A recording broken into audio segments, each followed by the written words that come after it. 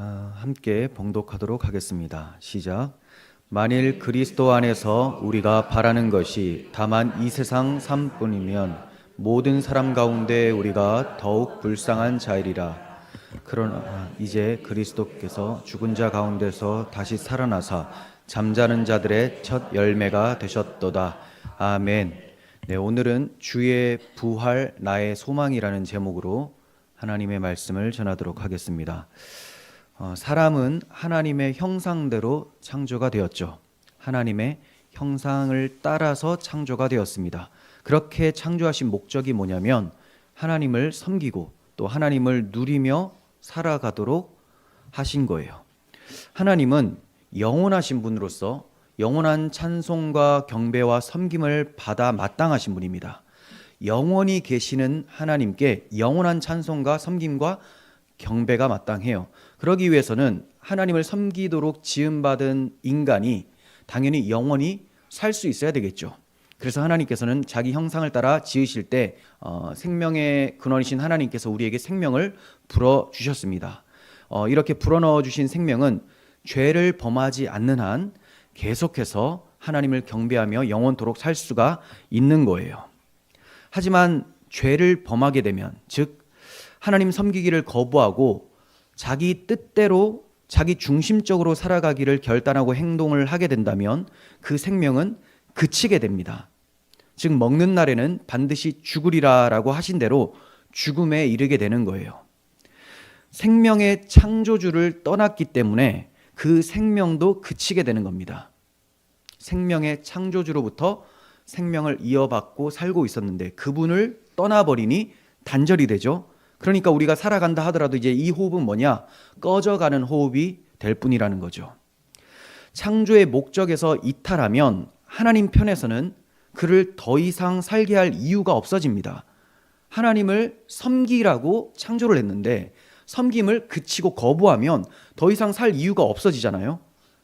창조의 목적은 하나님의 백성으로 지음을 받아서 하나님을 섬김으로 하나님께 영광을 돌리고 또 그분을 영원토록 즐거워하는 거예요.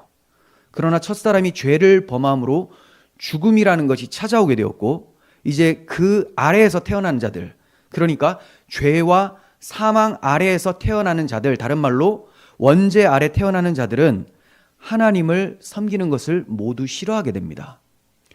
왜냐하면 타락한 아담, 죄와 사망이 지배하는 아담의 후손이기 때문에. 아담이 왜 타락했습니까? 하나님보다 자기를 높이기 위해서, 자기 뜻대로 살기 위해서. 그러니까 그의 후손들은 다 하나님 섬기기를 싫어하고 자기를 높이며 자기 중심적으로 살게 된다는 것이죠. 하나님의 강권적 은혜로 인해서 거듭나기 전에는 스스로의 지성이나 의지나 감정으로 절대로 하나님을 섬길 수가 없습니다. 그러다 보니 생명의 근원이신 하나님은 찾지 않으면서 자신에게 임한 사망의 저주를 극복하려고 나름의 방법으로 애를 써요.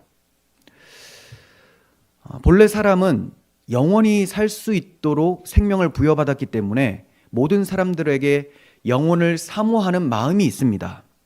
반면 본래 죽음이라는 것은 없었기 때문에 죽음이라는 말을 듣거나 심판, 끝 이런 단어를 보면 굉장히 거부감이 일어나게 됩니다.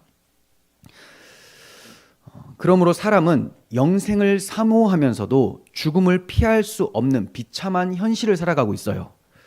하나님을 떠난 모든 사람은 죽기를 무서워함으로 한평생 종노릇하는 상태로 살아가고 있는 거예요. 그래서 죽음, 끝 이런 단어를 싫어한다고 말씀을 드렸죠.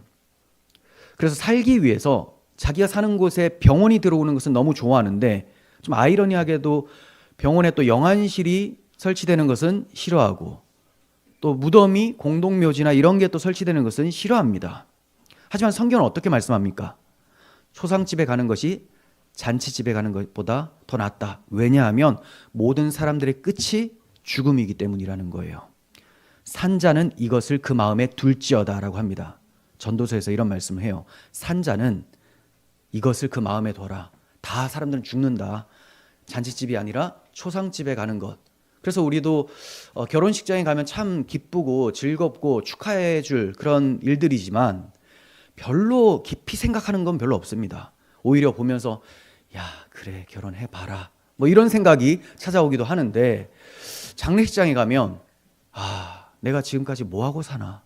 사람들 이렇게 다 그냥 떠나고 빈손으로 가는데 나는 도대체 무엇을 추구하고 사는가. 삶에 대해서, 죽음에 대해서 고민을 하게 된다는 거죠.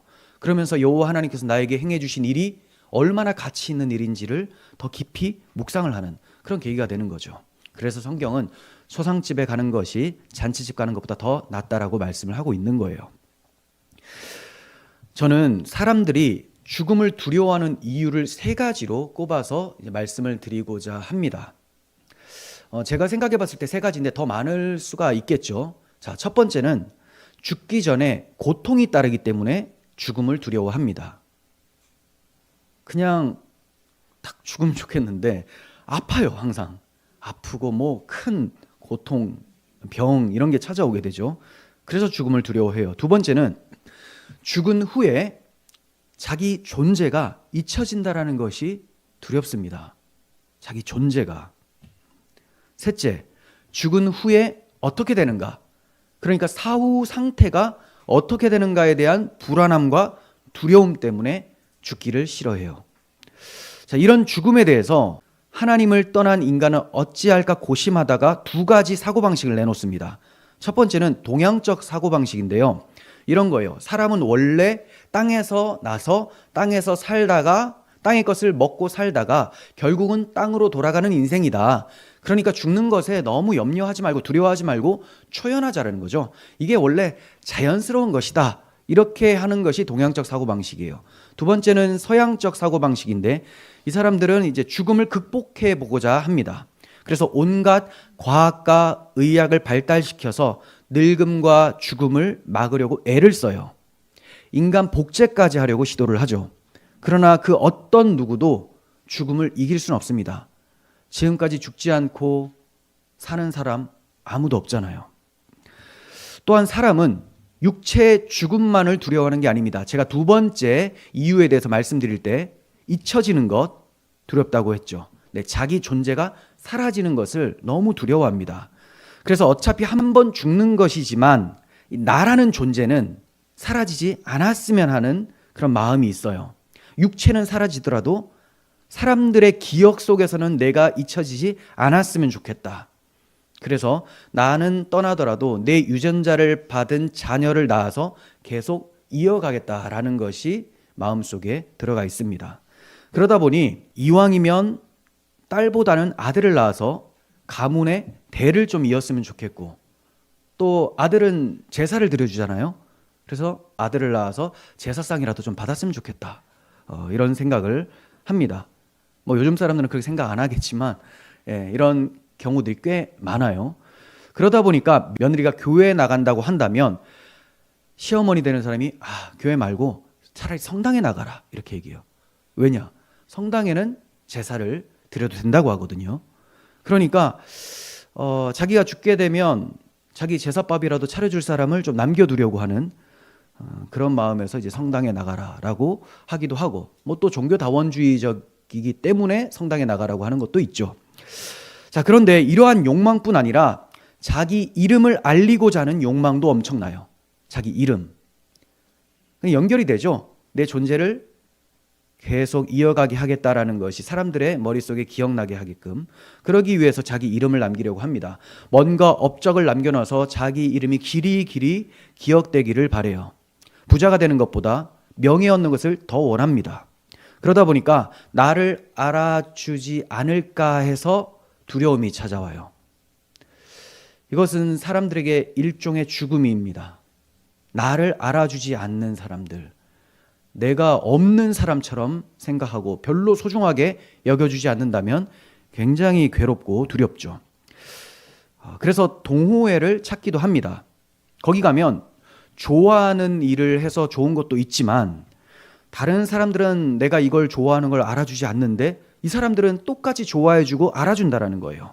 그곳에 가면 나를 알아주는 사람이 있기 때문에 기분이 좋아집니다. 그래서 동호회를 찾는 이유 중에 하나가 이런 것이 있죠. 자, 그런데 그러한 곳에 하나로 전락할 위험이 있는 곳이 교회라는 거예요. 한마디로 교회가 동호회처럼 될 수가 있어요. 교회 가면 날 알아주는 사람들이 많아요. 날 환영해 줍니다. 집사님, 권사님, 장로님, 목사님하고 부르는 소리가 듣기 좋아요. 그래서 교회를 나옵니다. 복음을 듣는 데는 관심이 없고 하나님이 나를 위해 어떠한 일을 행해 주셨는가, 내가 하나님을 어떻게 전심으로 섬겨야 되는가, 나의 삶이 어떠해야 되는가에 대해서는 관심이 없는데, 사람들이 나를 알아봐 주는 것, 나를 좋아해 주는 것, 칭찬해 주는 것은 굉장히 좋아합니다. 그래서 교회에 나온다면 그 교회는 그 사람에게 동호회예요. 동호회. 그런데 오늘날 이러한 사람들이 붐비는 곳이 교회가 돼버렸어요. 그래서 서로 교회 가면 그래도 반겨주는 사람이 있어서 직장에서의 이 멸시천대를 벗어나서 교회 가서 위로받겠다. 그러니까 사람에게 받겠다라는 거죠. 그것도 사람이 전하는 복음이 아니라 사람이 나를 좋아해주고 환영하니까. 우리가 이런 세상에 살고 있습니다. 육체의 죽음뿐만이 아니라 사람들이 알아주지 않는 사회적인 죽음도 두려워하는 이런 세상에서 살아가고 있는 거예요. 죽기를 무서워함으로 한평생 종로로 타는 이런 세상에서 우리가 발을 딛고 살아갑니다. 그러니 이러한 유혹들은 우리 성도들에게도 여전히 자주 찾아온다는 거죠. 깨어있지 않으면 속수무책으로 당할 수밖에 없고 흘러 떠내려갈 수밖에 없는 거예요. 이런 현실을 살아가는 비참한 인생에서 벗어나게 할 수 있는 유일한 분은 예수 그리스도밖에 없습니다. 예수님이 왜 우리와 같은 인간으로 오셨을까요? 왜 우리와 같은 인간으로? 하나님께서는 죄를 지은 본성이 그 죄값을 감당하도록 정하셨습니다. 인간이 죄를 범하면 그 인간의 죄값은 그 인간이 받아야 되는 거예요. 죄가 범하여진 본성이 그 죄를 받아야 됩니다. 하나님께서는 인간이 자기 힘으로 자신의 죄를 감당할 수 없기 때문에, 죄를 속량할 수 없기 때문에 먼저 하나님께서 인간이 되셔서 당신의 자녀들, 당신의 피조물들, 인간들을 대속하기로 작정을 하신 거예요. 그렇게 하셔서 오신 분이 성육신하신 예수님이세요. 그리고 인간의 죄값인 죽음을 감당하심으로 죄값을 갚아서 하나님의 공의가 만족되게 하셨고, 이를 믿는 자들은 죄와 사망에서 놓여 구원을 얻게 하셨어요. 이것을 히브리서 기자가 말씀을 합니다. 히브리서 2장 14절 보시면, 자녀들은 혈과 육에 속하였음에 그도 또한 같은 모양으로 혈과 육을 지니심은, 왜 예수님이 우리와 똑같은 인간이 되셨는가? 그 이유는 죽음을 통하여, 죽기 위해서 오셨다라는 거죠. 죽음을 통하여 죽음의 세력을 잡은 자 마귀를 멸하시며, 또 죽기를 무서워함으로 한평생 매어 종로로 타는 모든 자들을 놓아주려고 우리처럼 인간이 되셨다라고 해요. 그러니까 주님께서 성육신하신 사건, 이것은 우리를 구원하기 위한 사건이고, 그 구원의 방도가 우리가 지은 죄, 그 죄의 값은 죽음, 그 죽음을 감당하시기 위해서 오신 거라는 거죠. 그렇게 십자가에서 우리를 대신하여 죽으심으로 우리에게 임한 죄와 사망의 저주가 물러가게 하셨어요. 다 십자가에서 자기의 한 몸에 받아내심으로 우리에게 더 이상 죄가 없도록 하신 것입니다. 주님의 십자가 대속은 우리가 받을 저주를 대신 받으신 거예요. 주님의 십자가는 믿는 자들에겐 더 이상 사망이 간섭할 수 없도록 만드는 하나님의 능력이 되었습니다. 골로새서 2장 14절, 우리를 거스르고 불리하게 하는 법조문으로 쓴 증서를 지우시고, 지웠다, 펜으로 지우는 것처럼 지우시고 제하여 버리사, 찢어버렸다라는 거예요. 십자가에 못 박습니다. 그것도 모자라서 십자가에 못 박으시고 통치자들과 권세들을 무력화하여 드러내어 구경거리로 삼으시고 십자가로 그들을 이기셨느니라. 십자가가 바로 하나님의 능력이에요. 우리에게 구원을 주시는 하나님의 능력.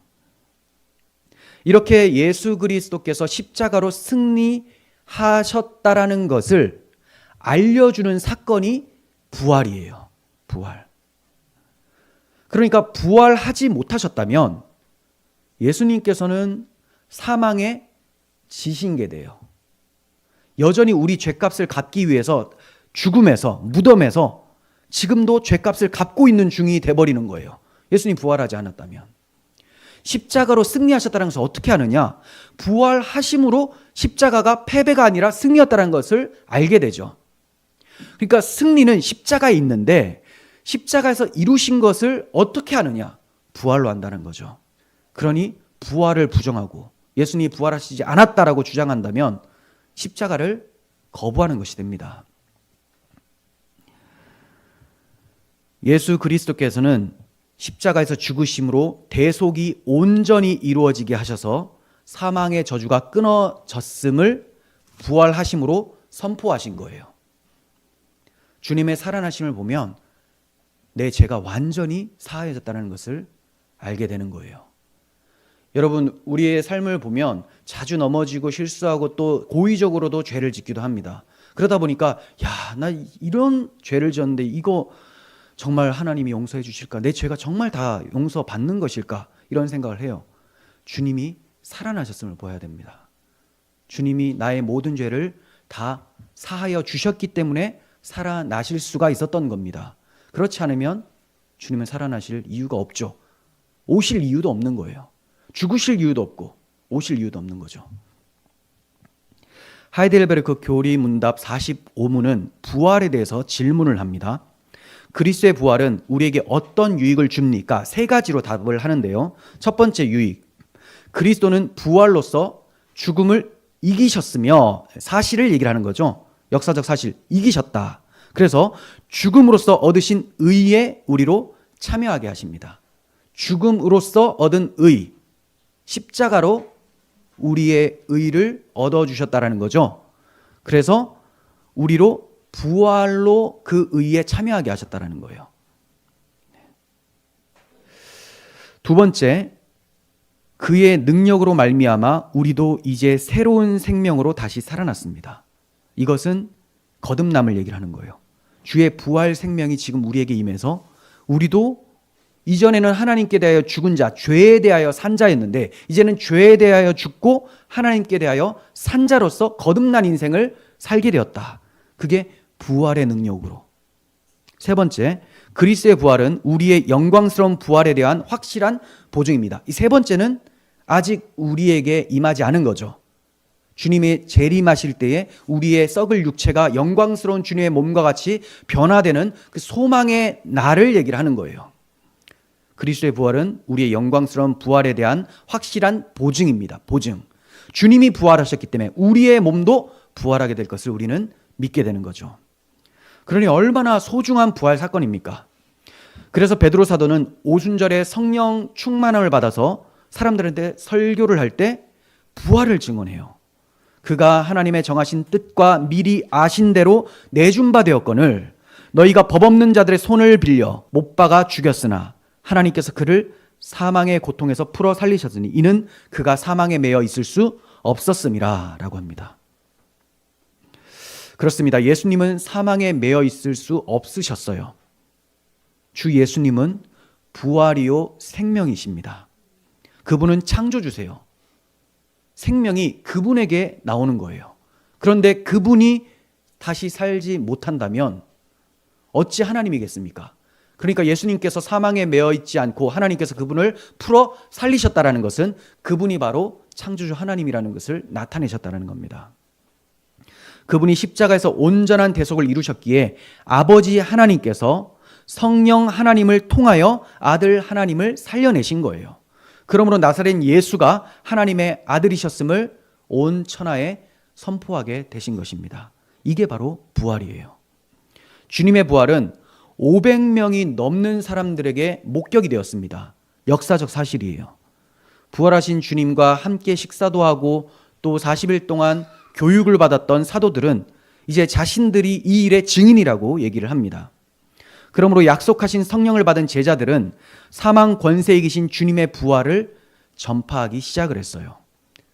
그들은 죽음의 두려움에서 자유케 되어 담대히 전파했고 아무도 알아주지 않아도 상관없이 하나님 앞에서 신앙으로 살았습니다. 그들에게는 어떠한 위협도 통하지 않았습니다. 예수를 믿으면 죽이겠다고 협박을 해도 그 이름을 위하여 능욕받는 일에 합당히 여겨주신 것에 기쁨을 느끼면서 전도하기를 시작했습니다. 불과 몇 주 전에는 이 사람들이 어땠습니까? 두려워서 저주하고 맹세하고 부인한 사람들이었어요. 그런데 부활의 주를 만나고 주 성령이 강림하시니 자기 마음에 복음의 능력과 부활의 능력, 그 능력을 힘입어서 담대히 복음을 외칠 수가 있었던 거예요. 완전히 다른 사람이 되었죠. 부활하신 주님, 새 인류의 머리가 되셨습니다. 새 인류. 그래서 주님의 부활은 새 창조의 시작인 거예요. 부활하심이. 우리는 창세기 1장 1절을 보면서 태초에 하나님이 천지를 창조하시니 와 하잖아요. 이것보다 더 엄청난 사건이 부활이라는 거죠. 첫 창조 때는 하나님께서 말씀으로 빛이 있으라 하면 빛이 생기고 말씀으로 이루어져요. 근데 두 번째 재창조 때는 어떤 일이 있어야 됩니까? 지은 죄로 인해 파괴된 것을 다시 회복시켜야 된다는 거죠. 그것을 예수 그리스도 하나님의 죽으심으로 회복시키신 거예요. 그래서 재창조가 더욱 위대하고 하나님의 영광을 더욱 찬란하게 드러내는 것입니다. 그 시작이 바로 부활이에요. 그 부활의 주가 우리 마음에 살기 때문에 나도 새 생명 받아서 살기 때문에 새 사람이라고 하는 거죠. 새로운 피조물이라고 하는 거예요. 그러니 제자들에게 부활의 영이 임하니 새 생명 가운데 새로운 피조물로서 새로운 삶을 살게 되는 거예요. 이전에는 사람 눈치 보면서 예수님을 저주하고 살아나셨다라는 놀라운 사건 정도로 보지 않았습니다. 단순히 우와 죽은 자가 살아나? 대단하다. 만약에 이것뿐이라면 죽었다가 살아나신 예수님을 축하해 주면 되는 거예요. 축하할 일이 생긴 거예요. 나하고 상관이 없는 거죠. 그런데 이 사건이 나하고 상관이 있는 사건이라는 것을 알게 된 거죠. 그분의 부활하심은 나의 부활로 연결된다는 것을 알았어요. 자신의 죄값이 완전히 지불되어 다시 사망이 없겠고 곡하는 것이나 아픈 것이나 애통하는 것이 있지 않는 영원한 나라에서 살 수 있는 영광스러운 몸으로 주님께서 부활시켜 주실 것을 당신의 부활로 확증하셨다라는 거예요. 주님은 앞으로 자기를 믿는 모든 자들이 자기와 같이 부활하게 될 것을 자신의 부활로 보여주셨습니다. 아담 안에서 모든 사람이 죽은 것 같이 그리스도 안에서 모든 사람이 삶을 얻게 된 거예요. 놀라운 것은 부활하신 이후에 신약의 성도들뿐만이 아니라 예수님이 오시기 전에 구약의 성도들도 부활신앙을 가지고 있었다는 거예요. 그러니까 신약의 성도들이 부활신앙을 못 믿는다면 이건 성도가 아니죠. 구약의 성도나 신약의 성도나 다 한 믿음 안에서 구원받습니다. 예수 그리스도의 죽으심과 부활하심. 이 복음을 믿고 구원받는 거예요. 구약의 성도들 같은 경우에 앞으로 오실, 자기 이후에 오실 예수 그리스도께서 자기를 대신하여 십자가에서 죄를 처리하실 것, 죽어서 자신의 죄를 처리할 것을 믿고 또 그분이 살아서 자기를 영광의 나라로 인도하실 것을 믿었습니다. 그 대표적인 사람이 욥이 있고 아브라함, 다윗, 이사야, 다니엘 이런 사람들이 있어요. 하지만 이제 세 명만 살펴보도록 하겠습니다. 앞에 세 명. 첫 번째 욥인데요. 욥이 어떤 신앙을 가졌느냐? 19장 25절입니다. 욥기 19장 25절. 내가 알기에는 나의 대속자가 살아계시니. 대속을 믿었죠. 네, 자기 죄를 대속하실 분을 믿었습니다. 그분이 살아계시니. 대속을 하면 죽어야 되잖아요. 근데 그분은 계속 살아계시는 분이라는 거죠. 마침내 그가 땅 위에 서실 것이라. 내 가죽이 벗김을 당한 뒤에도 내가 육체 밖에서 하나님을 보리라. 내가 그를 보리니 내 눈으로 그를 보기를 낯선 사람처럼 하지 않을 것이라. 내 마음이 초조하구나. 이것은 내가 그를 보리니 내 눈이 그를 보기를 낯선 사람처럼 하지 않는다는 것은 지금 오시지도 않았음에도 내가 그분을 바라보고 믿고 있기 때문에 그래서 낯선 사람처럼 대하지 않는다는 겁니다. 초조하다라는 것은 마음이 떨린다라는 거예요. 그분을 만나는 기대감으로. 아브라함 신앙을 봅니다. 히브리서 11장 17절에서 잘 해설을 해주고 있죠. 아브라함은 시험을 받을 때 믿음으로 이삭을 드렸으니 그는 약속들을 받은 자로 돼 외아들을 드렸느니라. 그에게 이미 말씀하시기를 내 자손이라 칭할 자는 이삭으로 말미암으리라 하셨으니 그가 하나님이 능히 이삭을 죽은 자 가운데서 다시 살리실 줄을 생각한지라. 비유컨대 그를 죽은 자 가운데서 도로 받은 것이라. 아브라함에게 하나님께서 모리아산에 가서 이삭을 번제로 드리라고 하시죠. 그때 그가 싫어요 한 게 아니라 기꺼이 드립니다. 아니 100세에 낳은 아들이잖아요. 100세에. 이제 더 이상 아들을 낳을 수가 없어요. 그리고 100세에 낳은 것도 사라의 태가 죽은 상태. 그러니까 하나님의 약속으로 기적적으로 낳은 거예요. 이렇게 기적적으로 낳은 아들 하나님 드리라고 합니다. 그럼 어떻게 해야 되느냐? 하나님 설득해야 됩니까? 하나님께서 번제로 바치라고 하니까 내가 번제로 드리겠다 해서 바쳐요. 그런데 하나님께서 막으십니다. 그리고 양 한 마리를 준비해 두셨어요. 그래서 이삭이 내려오고 양이 대신 죽습니다. 그걸 보고 하나님께서 네가 이삭을 죽은 자 가운데서 도로 받은 것이다 라고 말씀하세요. 이건 뭐냐면 하나님께서 나에게 약속을 해주셨는데 그 약속이 자녀를 통해서 내 자손을 통해서 천하 만민이 복을 받는다고 하셨는데 나에게 약속으로 딱 한 명의 자식을 주셨다. 약속으로 주신 자녀 이스마엘 아닙니다. 이삭이에요. 기적으로 하나님 주신 자녀. 근데 하나님이 가져가 버리시면 하나님의 언약이 어떻게 돼요? 무산이 되죠. 그러니 하나님은 그렇게 하실 수 없는 분이시니 내가 번제로 드려도 다시 살리실 거라는 것을 믿었다라는 거죠. 그래서 잡으려고 할 때 하나님께서 멈추라 하시고 양을 대신 잡게 하셨어요. 이걸 통해서 아브라함이 깨닫게 되는 게 뭐냐? 이삭도 구원자가 아니고 나도 아니고 나와 이삭을 대신하여 죽으시고 부활하실 메시아가 오실 것이다. 이걸 믿게 되는 거예요. 다윗의 신앙을 봅니다. 시편 16편 8절 내가 여호와를 항상 내 앞에 모심이여. 자, 이거 얼마 전에 사도행전 2장에서 살펴본 말씀입니다. 좀 어렵습니다. 근데 첫 번째 내가라고 할 땐 누구냐? 성자 예수 그리스도. 그리고 그 안에서 다윗이에요. 자, 그리고 여호와를 할 때는 성부 하나님. 자, 내가 여호와를 항상 내 앞에 모심이여. 그가 나의 오른쪽에 계심으로 내가 흔들리지 아니하리로다. 지금 예수님의 오실 메시아의 고백인 거예요. 그러면서 다윗의 고백이 되는 거예요. 이러므로 나의 마음이 기쁘고 나의 영도 즐거워하며 내 육체도 안전히 거하리니 이는 주께서 내 영혼을 스올에 버리지 아니하시며 주의 거룩한 자를 멸망시키지 않으실 것입니다. 주께서 생명의 길을 내게 보이시리니 주의 앞에는 충만한 기쁨이 있고 주의 오른쪽에는 영원한 즐거움이 있나이다. 네. 베드로가 해석해 주기를 다윗이 그리스도의 부활을 말한 것이라고 했어요. 그리스도의 부활을.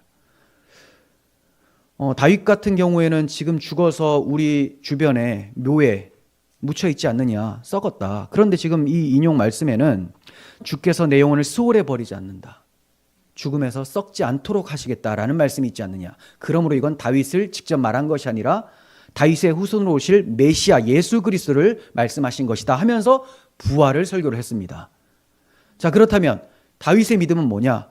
오실 메시아께서 죽으시고 부활하셔서 하나님께서 자기에게 약속하신 대로 영원히 다윗의 왕자에 오르실 메시아를 보내주시겠다. 이걸 믿었던 거죠.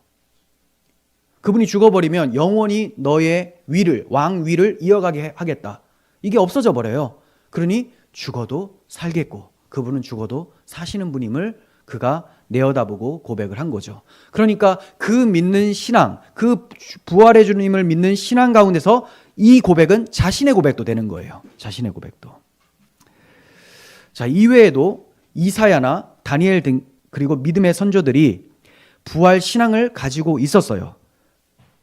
그러면 이런 부활 신앙을 가진 사람들이 어떤 마음으로 살아갈까요? 기쁨으로 살아갑니다. 기쁨. 우리가 다윗의 시편을 통해서 봤듯이 주께서 생명의 길을 내게 보이시리니 주의 앞에는 충만한 기쁨이 있고 주의 오른쪽에는 영원한 즐거움이 있나이다 라고 하잖아요. 내가 주님을 바라봅니다. 기쁨의 주님께로 달려갑니다. 이 신앙으로 사는 거예요. 다윗이 그토록 많은 고난과 위협 중에도 감사와 기쁨의 찬송시를 지었습니다. 어떻게 그럴 수 있었습니까? 오실 메시아의 대속과 부활하심을 믿음으로 소망을 갖고 살았기 때문에 그렇습니다. 그런데 그가 바라본 그 메시아께서 오셔서 그 일을, 대속과 부활을 이루신 거예요. 우리는 그런 시대를 살아가고 있는 거예요. 다윗은 앞으로 이루어질 일을 내다봤지만 우리는 이루어진 그런 시대를 살아가고 있습니다. 그러므로 다윗보다 더 확실한 은혜를 입은 거죠. 똑같은 은혜인데 더 확실한 은혜라는 거죠. 더 확실한 은혜. 이 부활 소식이 성도들에게 큰 위로고 소망이 되기 때문에 바울 사도는 고린도 교회에 주의 부활을 증거합니다. 고린도전서 15장 12절 보시면 그리스도께서 죽은 자 가운데서 다시 살아나셨다 전파되었거늘 너희 중에서 어떤 사람들은 어찌하여 죽은 자 가운데서 부활이 없다 하느냐. 만일 죽은 자의 부활이 없으면 그리스도도 다시 살아나지 못하셨으리라. 그리스도께서 만일 다시 살아나지 못하셨으면 우리가 전파하는 것도 헛것이요 또 너희 믿음도 헛것이며 또 우리가 하나님의 거짓 증인으로 발견되리니 우리가 하나님이 그리스도를 다시 살리셨다고 증언하였습니다. 만일 죽은 자가 다시 살아나는 일이 없으면 하나님이 그리스도를 다시 살리지 아니하셨으리라. 바라는 것이 다만 이 세상 삶뿐이면 모든 사람 가운데 우리가 더욱 불쌍한 자이리라. 그러나 이제 그리스도께서 죽은 자 가운데서 다시 살아나사 잠자는 자들의 첫 열매가 되셨도다. 네. 바울이 이 편지를 쓰면서 만일 부활이 없었으면 이라는 표현을 6번이나 씁니다. 읽으면서 계속 반복되죠. 만일 부활이 없었으면 하는 거예요. 완전. 특히나 기독교인들은 더욱 불쌍한 자라는 겁니다. 지금까지 믿고 있었던 거, 전파하고 있었던 거, 매 맞으면서 박해당하고 조롱받으면서 감옥에 갇히면서도 전파하고 있었던 거, 이거 다 헛것이 된다는 거죠. 우리 죄 용서 받아서 천국 갑니다. 이런 것도 없어져요. 부활하심이 없으면. 그러니까 세상에서 가장 불쌍한 자가 된다는 거죠. 그리고 자기들은 지금까지 거짓말로 전했기 때문에 하나님을 거짓말장이로 만든 죄인이 된다는 겁니다. 부활하심이 없으면. 그러나 이제 그리스도께서 죽은 자 가운데서 다시 살아나사 잠자는 자들의 첫 열매가 되셨다. 첫 열매가 되셨다는 건 뭐예요? 이제 앞으로 열매가 많이 나온다라는 거죠. 첫 열매는 구약의 율법에 의해서 하나님께 드리는 겁니다. 예수 그리스도가 첫 열매로 드려져요. 이것은 앞으로 나오는 모든 것들도 다 하나님의 것입니다라는 고백인 거예요. 여기서 이제 11조나 이런 내용들도 다 나오게 되는 겁니다. 그리스도께서 잠자는 자들의 첫 열매 하나님께 드려진 바 됐으니 우리도 그 안에서 그분과 함께 다 부활하여 드려질 수 있게 되었다라는 것을 말씀을 하고 있는 거죠. 앞서 말씀드린 사람이 죽음을 두려워하는 이유들 3가지 있었죠. 이것 또한 예수 그리스도 안에서 해결이 돼요. 첫 번째, 죽기 전에 따르는 육체적 고통에 대한 두려움도 내 죄를 대신하여 십자가 고통을 참으신 주님의 사랑 안에서 감내할 수 있게 돼요. 고통이 없을 수는 없죠. 하지만 우리 신앙의 선조들은 자기를 위해 죽으신 예수 그리스도를 바라보며 그 고통을 아무것도 아니라고 여기면서 순교를 할 수 있었습니다. 두 번째, 죽은 후에 자신이 잊혀지는 것에 대한 두려움도 영원하신 하나님이 영원히 기억해 주실 것을 믿기 때문에 이겨낼 수가 있게 되는 거죠.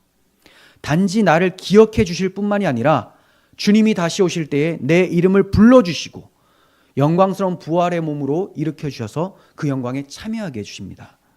그러므로 성도에게 잊혀짐의 두려움이라는 것은 성립될 수 없는 거예요. 사람들이 나를 알아주지 않는다고 막 병들어가지고 어떡하나 이거 안 된다는 거예요.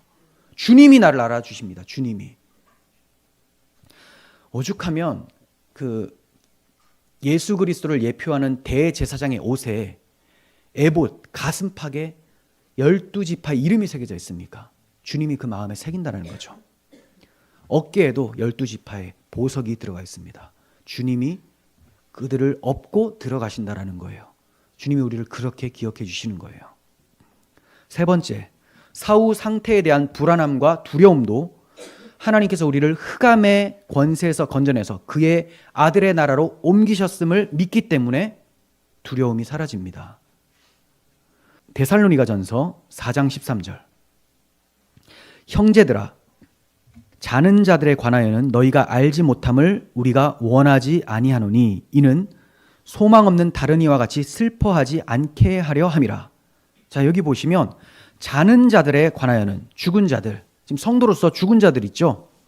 이들이 어떻게 될지에 대해서 여러분들이 모르는 것, 저 그거 원치 않습니다. 꼭 알아야 됩니다. 왜냐하면 모르면 소망이 없는 다른 이들처럼 슬퍼할 것이기 때문에. 그래서 꼭 알아야 된다는 거예요. 그러면 죽은 자, 주 예수 그리스도 안에서 죽은 자가 어떻게 됩니까? 자, 14절 이어서 말씀합니다. 우리가 예수께서 죽으셨다가 다시 살아나심을 믿는다면 이와 같이 예수 안에서 자는 자들도 하나님이 그와 함께 데리고 오시리라. 우리가 주의 말씀으로 너희에게 이것을 말하노니 주께서 강림하실 때까지 우리 살아남아 있는 자도 자는 자보다 결코 앞서지 못하리라. 질서의 하나님이시죠. 그래서 먼저 죽은 자들이 살아나고요. 주님 재림할 때 살아있던 자들은 그 이후에 변화된다라는 겁니다. 먼저 죽은 자들, 다윗이나 아브라함이 먼저 일어나고 그 다음 지금 오신다면 우리가 변화된다라는 거죠. 16절 주께서 호령과 천사장의 소리와 하나님의 나팔 소리로 친히 하늘로부터 강림하시리니 그리스도 안에서 죽은 자들이 먼저 일어나고 그 후에 우리 살아남은 자들도 그들과 함께 구름 속으로 끌어올려 공중에서 주를 영접하게 하리니 그리하여 우리가 항상 주와 함께 있으리라. 그러므로 이러한 말로 서로 위로하라. 교회가 모여서 이런 얘기해야죠. 취미 때문에 동호회 이런 게 아니고 내가 보는 드라마 재밌는데 이 사람도 똑같이 재밌어 하네. 이 사람은 공포영화 장르를 좋아하고 이 사람은 액션을 좋아하네. 이 사람 주식을 좋아하고 이 사람 뭘 좋아하네. 그러니까 끼리끼리 모이고 이게 아니고 이러한 말로 서로 위로하는 거예요. 이러한 말로. 모이면 우리가 비록 지금 어렵고 형편이 상황이 좋지 않아도 우리 주님께서 반드시 다시 오실 것이고 우리는 영광스러운 나라에 들어갈 새 몸을 입게 될 것이다. 그걸 어떻게 하느냐? 주님 부활하셨다. 이거 얘기하는 거죠. 사실 성탄절보다 부활절이 우리에게 더 기쁘고 소망을 갖게 하는 날이에요. 좀 와닿지 않을 수 있습니다. 왜냐하면 성탄절에는 온 세상이 그냥 다 좋아하니까. 그죠? 그래서 성탄으로 구속이 이루어지지 않잖아요. 주님 오셨어요. 뭐 하시려고? 구속을 이루시기 위해서. 그래서 이루신 것에 확정된 날이 언제입니까? 부활이죠. 그래서 부활이 더 즐거운 거죠. 그래서 부활절이 더 즐거워할 수 있어야 돼요. 하지만 성탄절이 더 즐거운 거는 우리들의 마음이 어쩔 수가 없죠. 성탄 트리도 있고. 우리 교회는 부활절을 따로 드리지는 않습니다. 그래서 그냥 부활 설교 정도만 합니다. 따로 하지 않는 이유는 이상해요. 개혁 신학에서는 이 사순절이나 이런 거를 카톨릭의 잔재로 봐서 싫어하거든요. 근데 그 이후에 이제 부활절 오고 성령 강림절 오고 하잖아요. 근데 또 부활절은 또 해요. 그렇죠? 저는 그게 좀 이상하게 생각이 됩니다. 그냥 주 예수의 복음, 십자가 부활과 다시 오심 이걸 늘 강단에서 전하면 항상 부활절이고 항상 성탄절이고 그럴 텐데 따로 딱 이렇게 한다는 게 그래서 부활절 설교 아직 20년 목회할 날이 남았으니까 20번이나 더 해야 되는구나. 이거 하기 싫어서 어떡합니까 이거. 그냥 성경을 보다가 늘 다 복음이 들어가 있으니까 그 복음을 선포하면 되고 우리는 그 복음을 듣고 이제 서로 위로를 받는 것이죠. 부활 소망을 가진 성도는 이제 세상에 썩어질 것에 마음을 두지 않을 수 있게 되었어요. 전에는 그런 것을 쫓아 살았습니다. 하지만 이제는 그런 걸 쫓아 살지 않아요. 죽음이 지배하는 이 세상에서 수고하는 모든 것은 헛되다고 전도서 기자는 말씀합니다. 다 썩어지고 쇠하여지고 더러워지는 것들이라고 해요. 그러나 이제 우리는 다르다라고 베드로 사도가 말씀을 합니다. 베드로전서 1장 3절 우리 주 예수 그리스도의 아버지 하나님을 찬송하리로다. 그의 많으신 긍휼대로 예수 그리스도를 죽은 자 가운데서 부활하게 하심으로 말미암아 우리를 거듭나게 하사 산 소망이 있게 하시며 썩지 않고 더럽지 않고 쇠하지 아니하는 유업을 있게 하시나니 곧 너희를 위하여 하늘에 간직하신 것이라. 하나님의 긍휼 때문에 우리를 불쌍히 여겨주셔서 해주신 일이 뭐냐? 그 아들을 보내주시고 십자가에서 처형하시고 그분을 부활하게 하심으로 인해 우리를 거듭나게 하세요. 우리를 거듭나게 하세요. 그리고 거듭난 자들은 뭐가 있어요? 산 소망이 있는데 그 산 소망이 뭐냐? 썩지 않고 더럽지 않고 쇠하지 않는 유업을 바라보게 되는 거죠. 이러한 약속을 우리가 받았습니다. 이 세상에 영원한 것이라는 것은 없어요. 다 썩고 더러워지고 쇠해질 뿐입니다. 그러므로 우리가 예수 믿는다는 건 이러한 썩을 것들에 대해서 미련을 두지 않는다는 거예요. 세상의 명예나 부나 존귀가 다 부질없는 것입니다. 그런데 예수 믿는다고 하면서도 아직도 눈에 보이고 손에 잡히는 것만 추구하고 있다면 그 사람이 얼마나 불쌍한 사람들입니까? 불쌍한 거죠. 바울의 말대로 우리가 정말 불쌍한 사람이다라는 거예요. 그렇게 된다면 부활을 소망하지 않으니까. 예수 믿는다는 건 지금 우리 안에 부활 생명이 들어와 있다는 겁니다. 앞으로 부활하게 될 거다라는 것만이 아니라 지금도 그 부활하게 될 그 부활 생명이 우리에게 있다는 거예요. 지금 부활하신 주님과 함께 부활의 삶을 살아가고 있는 사람들이 그리스도인들입니다. 그러므로 그리스도인들은 예수님처럼 살아가고요. 또 그렇게 살기를 힘쓰고 사모합니다. 자주 넘어지고 지치고 힘들지라도 또 주님과 함께 일어나서 주님 닮은 모습으로 살아가기를 원해요. 생각하는 것, 말하는 것, 행동하는 것, 결정하는 것 모두가 다 주님이라면 어떻게 하실까? 이것이 과연 하나님께 영광이 되는 것인가를 늘 생각을 하며 산다는 거죠. 그렇게 거룩한 삶을 살다가 주님의 재림시에 부활의 몸을 입고 영생 복락을 얻게 되는 거예요. 아무나 그렇게 부활의 몸을 입고 영생 복락을 얻는 게 아니라 부활 생명을 가진 자, 부활 생명을 가진 자는 부활한 자처럼 삽니다. 부활한 자처럼 살아야만 구원을 얻는다는 건 아니지만 그건 행위 구원이죠. 부활 생명을 얻은 자는 부활의 주와 함께 새로운 피조물로서의 삶을 시작한다는 거예요. 그러한 삶이 없으면서 언젠가 나는 좋은 곳에 갈 거야. 이게 망상입니다. 망상. 그런 건 없습니다. 내 안에 계신 주님이 일하심을 인정하고 나의 자리를 내어드리는 삶. 이게 부활의 소망을 가진 사람들의 삶이에요. 이런 사람들은 주님 다시 오실 때까지 세상에 자신을 물들지 않게 하고 자신을 깨끗게 하며 살아갑니다. 요한일서 3장 2절. 사랑하는 자들아, 우리가 지금은 하나님의 자녀라. 누가 뭐라 해도 하나님의 자녀라고 얘기를 하는 거예요. 장래에 어떻게 될지 아직 나타나지 아니하였으나 그분이 나타나시면, 주께서 재림하시면 우리가 그와 같을 줄 아는 것은 그의 참모습 그대로 볼 것이기 때문이니 주를 향하여 이 소망을 가진 자마다 그의 깨끗하심과 같이, 주 예수님의 깨끗하심과 같이 자기를 깨끗게 하느니라. 부활과 생명의 주께서 오늘 우리에게도 물으십니다.